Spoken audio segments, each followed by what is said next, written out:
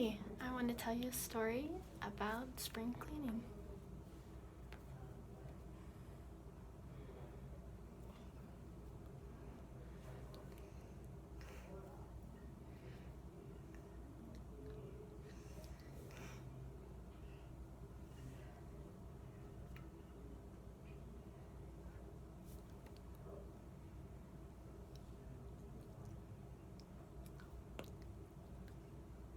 So, I want to talk about compost piles. Maybe a lot of people don't really understand how those work.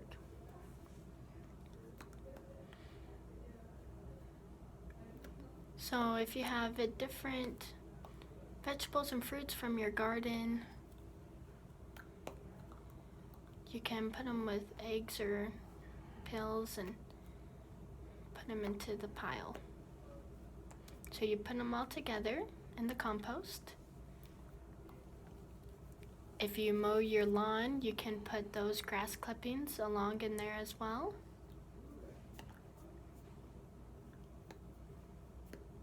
And any other plants or different things that you don't need anymore, you can throw them in there as well.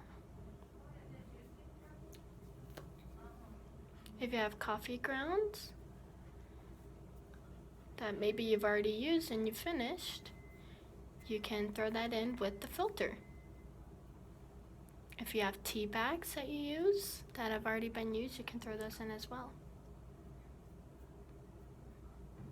So it's kind of the same idea as manure. So with manure, you collect different animals' waste and you put that all together in there. And you can spread that over your garden. But first, you have to till the ground to make sure that the soil is all mixed up. Having a compost pile allows your soil to have lots of nutrients in it. Most land has rocks in it or is kind of dry and tough, so mixing in this compost can help your garden to survive.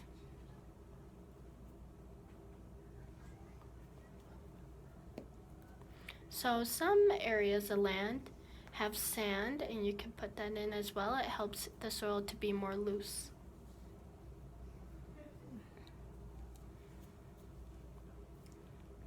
So I personally have my own compost pile that I put in there that I make every year.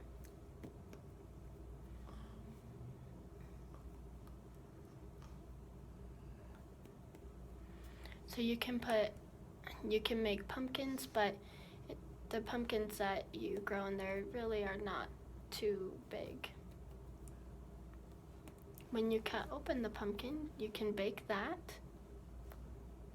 maybe about like 40 minutes. And once it's done, you take all those seeds out.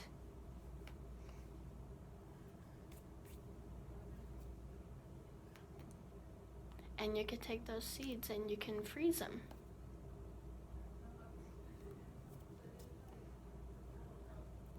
And once you take them all out and freeze them, they're good up to 6 months. So my favorite is beets. I really love beets. I grow those in my garden every year. And so you have to make sure you plant them at the right time.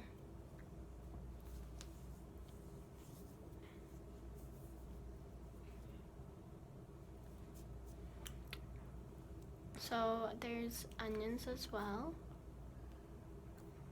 or broccoli you could plant. I've planted that in the past, but a lot of bugs tend to come when you plant broccoli, so I don't really do it as often anymore. Asparagus as well, I plant. And asparagus you can leave for 3 years, and I continue to water them every year, but they'll still continue to grow. But I'm thinking maybe I want to move them to a different place now to grow them. And it works good with tomatoes.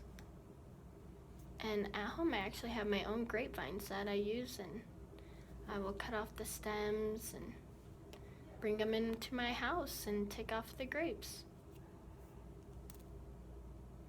So maybe you've noticed that when you take off the grapes, it leaves a little white part on the stem.